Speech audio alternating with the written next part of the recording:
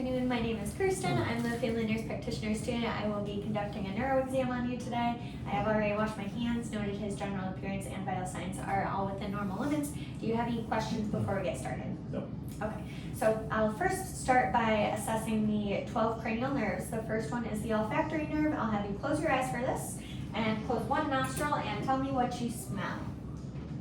Coffee. Okay, and other nostril. And again. Coffee. Okay, and for this, in a clinical setting, I would use 2 distinct spells just to make sure the test was accurate. So the cranial nerve number 2 is the optic nerve. For this one, I'll start by using the Rosenbaum chart, 14 inches away, and for sake of time, I'm just gonna have you do it with both eyes open. Normally, we would do each eye separately and then both eyes open. But please read the lowest line that you can. E, C, T, P, N, L. Very good, okay. And that vision is 20/20. Please tell me what color this line is. Red. And this color? Green. Okay, so visual acuity is within normal limits. Next, for that same cranial nerve number 2, we will be assessing his visual confrontation. So for this, I would have him close one eye each and then do the test with both eyes open. Again, for time's sake, we will just use both eyes open. So I want you to tell me what number you see, okay, without moving your head, just looking straight at me. 1, 2, 2, 1. Okay, all right. And if there was any discrepancy in that, I would do each eye. And then again, if there was more ambiguity in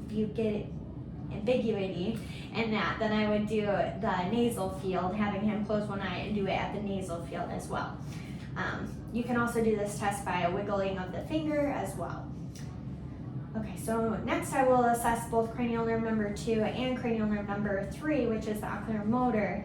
And for this one, I'm going to assess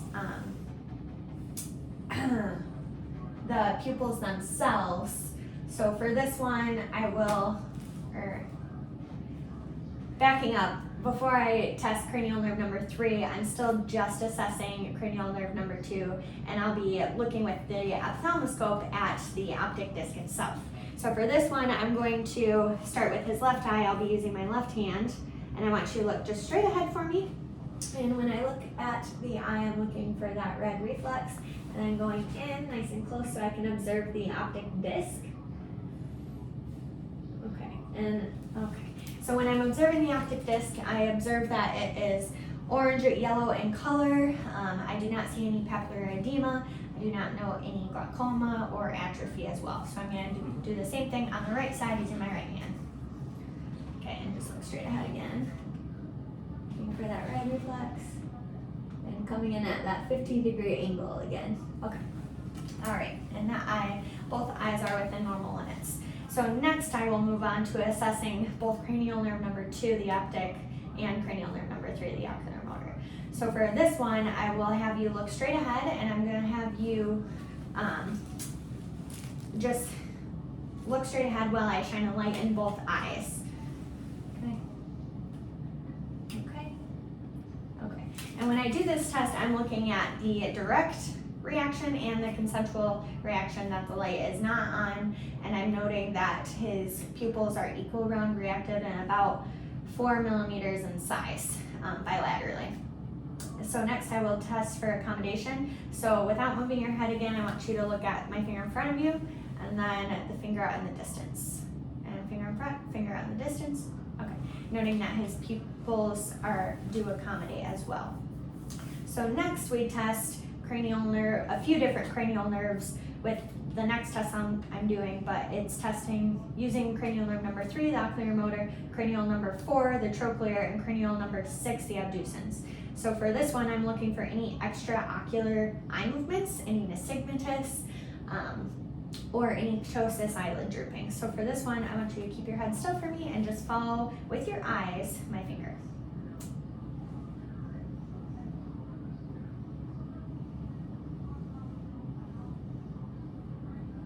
And then follow my finger to your nose. Okay. Any double vision at that point? Okay. And that would be a sign of diplopia, which some people do have when you do converge the finger. But no nystagmus or ptosis noted. So next I will test the cranial nerve number 5, which is the trigeminal nerve. So for this one has a motor and sensory component. So I'll start by assessing the motor function, and for this one I will palpate the temples and clench your teeth. Okay, and then the masseter muscles, again, clench your teeth and move your jaw side to side on this one. Okay, the strength in both regions are equal bilaterally, motor function is intact. Next, I will assess that same cranial nerve, but with its sensory components. So for this one, I will show you, I'm using a halved cotton swab, and just to show you how it feels, this would be considered a sharp sensation, and this would be considered a dull sensation. Does that make sense? Okay, so for this, I will have you close your eyes and tell me what you feel, okay? Okay. Sharp. Okay. Dull. Okay. Sharp. Okay. I'm gonna do it on the other side as well. Sharp. Dull. Dull. Okay. And that is also within normal limits.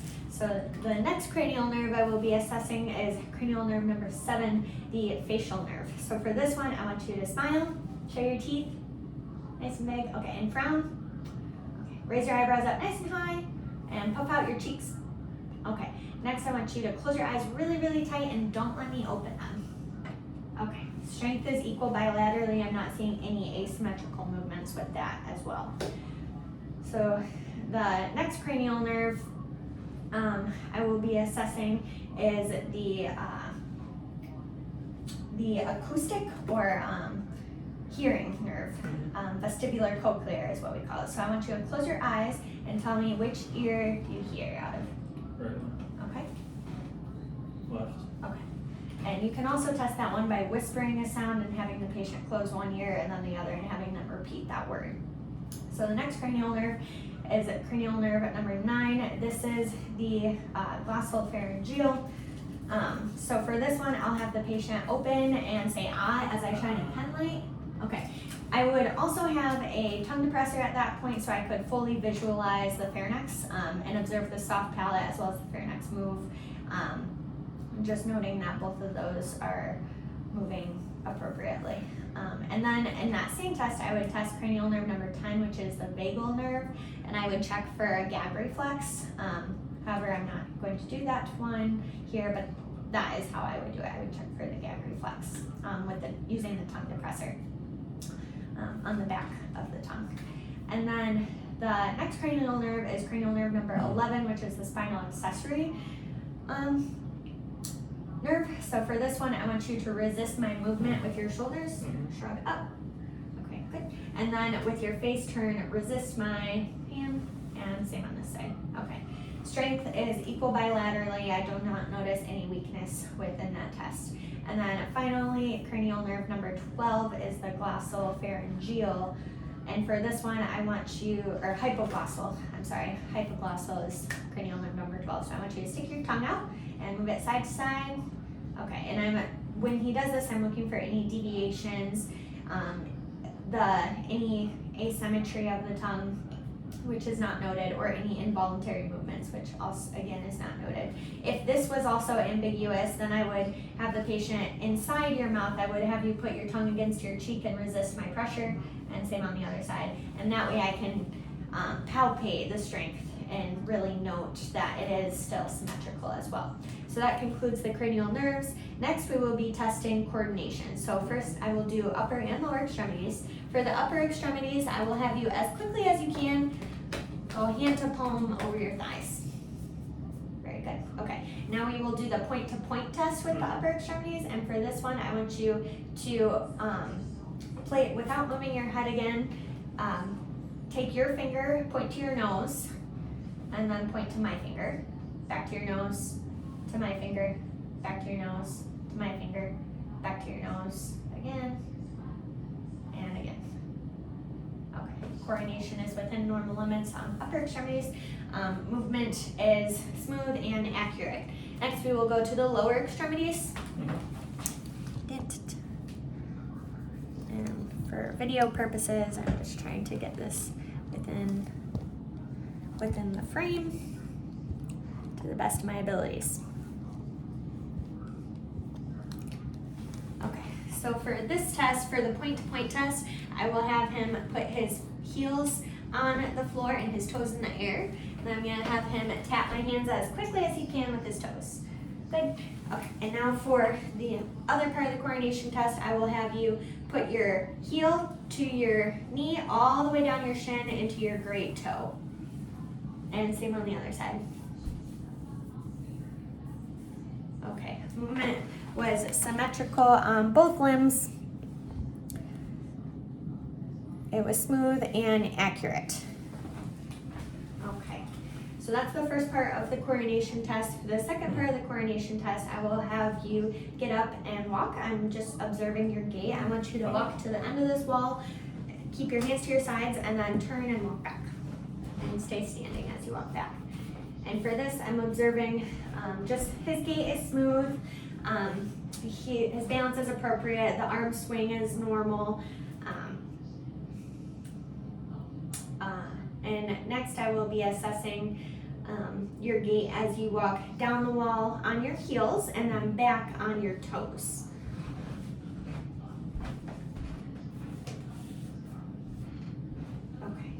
Okay, and for this I'm assessing his plantar and dorsal flexion, which are both within normal limits. Next we will assess your gait by tandem walking. So for this one you walk heel to toe, down, heel to toe.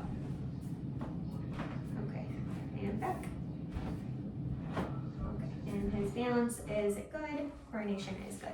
Okay, so for a coordination test, I will be testing what we call a Romberg test. Put your feet together for me. Hands to the side and just close your eyes. And I would have him do this for 30 seconds and I would just note any extra movement. His movement is very minimal. That is also within normal limits. You can go ahead and open your eyes and stand how you normally would. Next is the pronator drift test. So I will have you hold your arms out with your palms facing up. Okay, and close your eyes for me. And for this test, I would have him do that for 20 to 30 seconds and note any arm drift as well. I want you to keep your arms out, palms up for me, close your eyes, and then when I do that, his arms should rebound as they did.